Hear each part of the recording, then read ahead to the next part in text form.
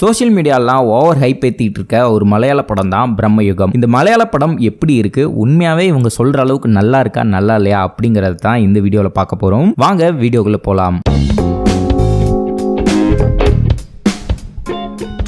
ரிவ்யூக்கு போகிறதுக்கு முன்னாடி படத்தோட கதையை சிம்பிளாக பார்த்துருவோம். படத்தோட ஆரம்பத்தில் 17ஆம் நூற்றாண்டில் காட்டுறாங்க. நம்ம ஹீரோவும் அவங்களோட ஃப்ரெண்டும் ஒரு காட்டுக்குள்ளார நடந்து போயிட்டு இருக்காங்க. இவங்க ரெண்டு பேரும் எங்கேயோ அடிமைகளாக இருந்து அங்கேருந்து தப்பிச்சு சொந்த ஊருக்கு போகிறதுக்காக போகிறாங்க. அப்படி போகும்போது அந்த காட்டு வழி பாதையில் மிகப்பெரிய அருவி, ஒரு ஆறு, இது எல்லாத்தையும் கடந்து போக வேண்டிய சூழல் வருது. அந்த சூழலில் நைட் டைமில் அந்த ஆற்றை கடக்க முடியாது அப்படிங்கிறதுக்காக அந்த அடர்ந்த காட்டுக்கு நடுவுலையே நைட்டு தங்க வேண்டியதாக இருக்குது. இந்த சூழலில் தான் ஒரு அழகான ஒரு பெண்ணை சந்திக்கிறாங்க. அந்த காட்டுக்குள்ள ஹீரோட ஃப்ரெண்டு அந்த பெண்ணை நோக்கிய பின்னாடியே போக அந்த பெண் ஒரு மர்மமான பெண் அப்படிங்கறதுனால அவங்களோட ஃப்ரெண்டு வந்து அடிச்சு கொல்லப்படுறார். அங்கிருந்து ஹீரோ தப்பிச்சு அந்த காட்டை சுத்தி போயிட்டு இருக்கும்போது ஒரு மிகப்பெரிய பங்களா மாதிரி ஒரு வீடு இருக்கு. அந்த வீடு கொஞ்சம் பாலடைஞ்சு இருக்கு. அந்த வீட்டுல யாராவது இருப்பாங்களா, சாப்பிட்றதுக்கு ஏதாவது கிடைக்குமா அப்படின்னு சொல்லி அந்த வீட்டை சுத்தி போய்கிட்டு இருக்கும்போது அங்க ஒரு தேங்காய் இருக்கு. அந்த தேங்காவை எடுத்து சாப்பிட்டு பாக்குறாரு. சாப்பிட்டுட்டு இருக்கும்போதே அந்த வீட்டோட வேலைக்காரர் வந்து, தெற்கு வாசல் வழியா வீட்டுக்குள்ள வந்துட்டியா, திருடன் தானே நீ அப்படிங்கிற மாதிரி கேட்க, ஐயா என்ன தப்பா நினைச்சுக்காதீங்க, நான் திருடன் கிடையாது, நான் ஒரு வழிப்போக்கன், பசிக்குதுன்னு சொல்லி இங்க வந்தேன், இந்த தேங்காய் இருந்தது சாப்பிட்டுட்டு இருக்கேன் அப்படின்னு சொல்ல, எது எப்படியோ இங்க இருந்து உன்னால வெளியே போக முடியாது அப்படின்னு சொல்லிட்டு அந்த வீட்டோட ஓனரான, அதாவது ஓனர், ஜமீன்தார் இந்த மாதிரி கூட சொல்லலாம், மம்முட்டி வந்து, தெற்கு வாசல் வழியா உள்ள வந்தியா, சரி நீ யார் அப்படின்னு கேட்கறாங்க. ஹீரோவும் தன்னை ஒரு பானகன் அப்படின்னு சொல்றாரு. பானகன் அப்படின்னா பாடல் பாடக்கூடியவர் அப்படின்னு அர்த்தம். அப்படியா, அப்ப எனக்காக ஒரு பாட்டு பாடு அப்படின்னு சொல்ல பாட்டும் பாடி காமிக்கிறாரு. இந்த பாட்டுல பயங்கரமா இம்ப்ரெஸ் ஆயிடுறாரு நம்ம மம்முட்டி. நீ கண்டிப்பா என் கூடவே இருந்து எனக்காக பாடல்கள் பாடி என்னை உற்சாகப்படுத்தணும் அப்படிங்கிற மாதிரி சொல்ல, இல்ல நான் என் சொந்த ஊருக்கு போகணும், ரொம்ப நாள் என்னால் இங்க இருக்க முடியாது அப்படிங்கிற மாதிரி சொல்றாரு. நீ உள்ள வந்துட்ட, கண்டிப்பா என் கூட இருந்து தான் ஆகணும் அப்படின்னு சொல்லி அவனை கன்வின்ஸ் பண்ணி அங்க இருக்க வைக்கிறாரு. அந்த வீட்டுக்குள்ளார போய் பார்த்தா யாருமே இல்ல. அது ஒரு பாலடைஞ்ச வீடு.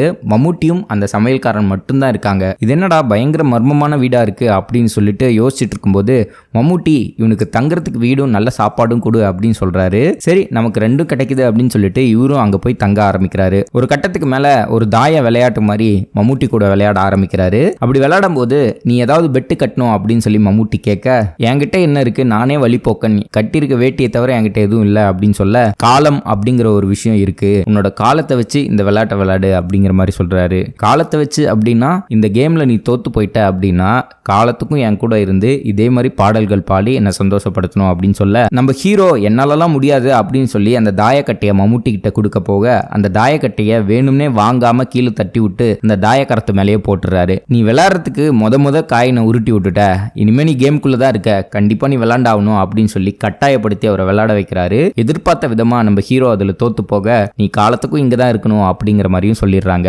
இதுக்கப்புறம் ஹீரோ இந்த வீட்டை விட்டு தப்பிக்க ட்ரை பண்ணா வீட்டோட வாசலை தாண்டறதுக்குள்ளேயே அவர் ரத்தம் கக்கி சாகர நிலைமைக்கு போறாரு. திரும்ப வீட்டுக்குள்ள வந்து மன்னிப்பு கேட்டு உள்ள வந்துடுறாரு. இது மாதிரி இந்த வீட்டை விட்டு எப்படி போறது, இந்த வீட்டுல அப்படி என்னதான் மர்மம் இருக்கு, ஏன் மம்முட்டி அங்க தனியா இருக்காரு அப்படிங்கிற மாதிரியான பல கேள்விகளுக்கு இந்த படத்துல விடை சொல்லியிருக்காங்க. இந்த படம் ஃபுல்லாவே மிகப்பெரிய கதைக்களம்லாம் இல்லாம ரொம்ப ஸ்லோவா தான் இருக்கும். ஆனா இது ஒரு பக்காவான சர்வைவல் த்ரில்லர் மாதிரி எடுத்திருக்காங்க. இந்த படத்துல பிரச்சனையே இல்லையா அப்படின்னு கேட்டீங்கன்னா அதை நாம அப்புறம் பார்ப்போம். இந்த படத்தோட பிளஸ் பாயிண்ட்ஸ் என்ன அப்படிங்கறத நம்ம இப்ப பார்ப்போம். இந்த படத்தை கம்ப்ளீட்டா பிளாக் அண்ட் ஒயிட்ல கொடுத்திருக்காங்க. இந்த படத்தோட ஒளிப்பதிவு வந்து பயங்கரமா இருக்கு அப்படின்னு சொல்லலாம். குறிப்பா இந்த ஃபர்ஸ்ட் ஷாட்ல ஒரு அருவி அந்த மாதிரியான போர்ஷன்ஸ்லாம் காட்டுவாங்க. ரொம்பவே சூப்பரா இருந்தது.